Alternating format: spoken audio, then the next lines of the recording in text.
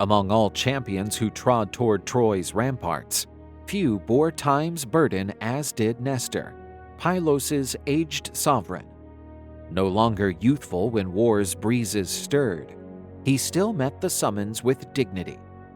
Nestor wielded no spear with Achilles' ferocity, nor schemed like Odysseus. His tools were recollection and seasoned know-how. He remained the final tie to a bygone cadre of heroes, keeper of lost tales, and advisor to restless rulers. Esteemed by all, Nestor moved among youthful fighters like a lighthouse amid gales, a man who would glimpse glory's sheen, defeat's gore, and the hush of those unreturned.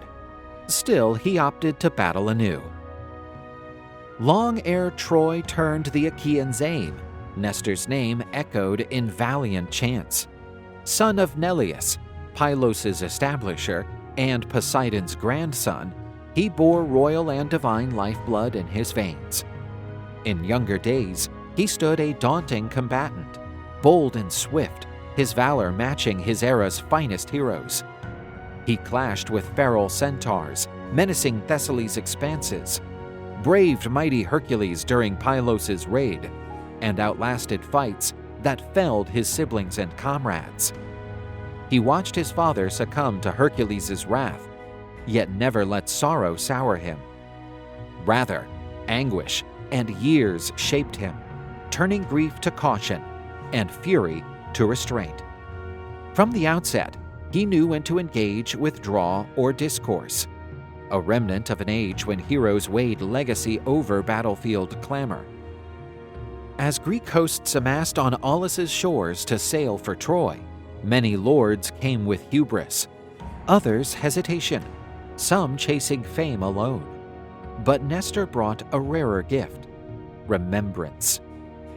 His mere being among rulers lent gravitas to discussions and depth to deliberations. Agamemnon, though proud, hearkened to his counsel keenly. Achilles, despite brashness, offered deference. Odysseus, guile's maestro, found him a puzzle, for Nestor grasped every ruse before Ithaca claimed a throne. His years alone did not grant sway, but what they signified: know-how tempered in old wars, understanding built from gains and losses, and a scarce gift to discern men beyond their mail. At gatherings, Nestor spoke resolutely, wielding memories as beacons. He recounted past struggles not for boast, but to caution, instruct, avert old blunders. He served as grandsire to a restive brood, tasked to both steer and temper fiery zeal. In dire straits, when forces risked fracturing or ire threatened to eclipse reason, his steady tone restored poise. Yet wisdom found not always eager ears among kings. Nestor knew this.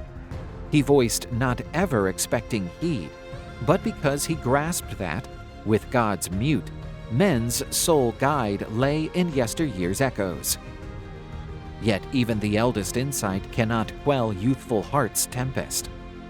When strife brewed between Agamemnon and Achilles, endangering the Greek host's core, Nestor stood as arbiter. The aged king, who had seen many heroes ruin all for pride, knew this rift might prove deadlier than any Trojan dart. He called both to parley, speaking as ever unhurried. He faced Agamemnon firmly, noting even the mightiest ruler should not slight his prime allies. Then turned to Achilles with near fatherly care, recalling his bloodline, youth, yet stressing shared honor over lone acclaim.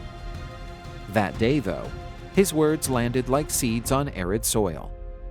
Agamemnon, swelled by rank, stood firm. Achilles, ablaze with rage, quit the fray, dragging the whole Greek spirit with him. Nestor sat hushed post-failure, like a sire watching kin stray despite all guidance. He knew time, his trusty friend, would yield clarity, but till then, many would perish from a clash avoidable. Though his phrases cut like steel, Nestor shunned their shelter. When spear clash rang and battle dust rose, Pylos' old king lingered not in tent shade. He rode his war cart deftly, led his band with a vigor defying age's mark. Amid slaughter, his stance shone as valor's light for younger troops. They sensed hope endured if Nestor stood. During the Trojans' fierce assault on Greek ships, spurred by Hector, Nestor held firm with grit. His cart hemmed in, steeds slain, yet he yielded not. Diomedes saved him, a hero seeing in Nestor more than an old man, a model. Still in chaos, the elder found breath to direct the youth, advise the best path, safeguard the fleet, and rally the ranks. War might no longer suit his years, but Nestor proved he belonged to that ravaged ground. Gods, oft eyeing brash youth, also gazed on this man aged nobly, who, ringed by death, stayed true to life, order, and his chosen cause. Of Nestor's many laurels, fatherhood ranked dearest. His sons, reared on honor and bravery, fought beside him in Troy's campaign, with Antilochus, youthful, bold, and loyal, standing out. Nestor saw in him a mirror of his prime. Antilochus proved a staunch shield for Neleus, his battlefield daring cheered by all. Yet each feat stirred in Nestor a quiet dread. He knew war's ways like few. He understood glory's approach heralded death, too. It was the quandary gnawing every hero's parent. Pride strode with fear. The foreboding proved true. Antilochus fell, slain by Memnon, Aurora's son. His valiant lad died guarding his father from the ebony-skinned warrior's onslaught. Even as his son dropped, he cursed no gods, blamed no foes. He withdrew, bearing the stoic sorrow of those knowing war spares neither the just nor sage's kin.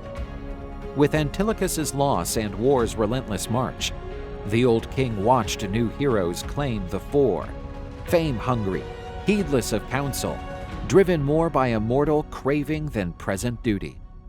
To him, the shift was plain. War's essence had morphed. No longer about safeguarding, justice's fight, or city's balance. It turned to might, pride, and ruin. He was the last bastion of a culture prizing wisdom over wrath.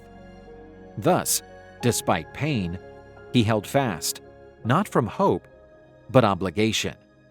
For should he falter, none would recall the tale's start. Ultimately, gods marked Nestor not for epic feats, nor bards for ringing winds.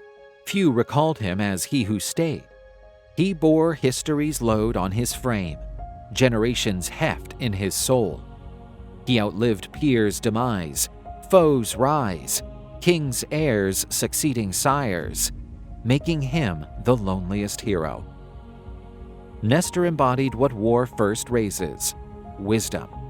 Yet he persisted, not for praise, but memory. So, twixt war cries, some might still catch reason's call amid ruins. If glory crowns killers, memory, perchance, crowns those living to recount.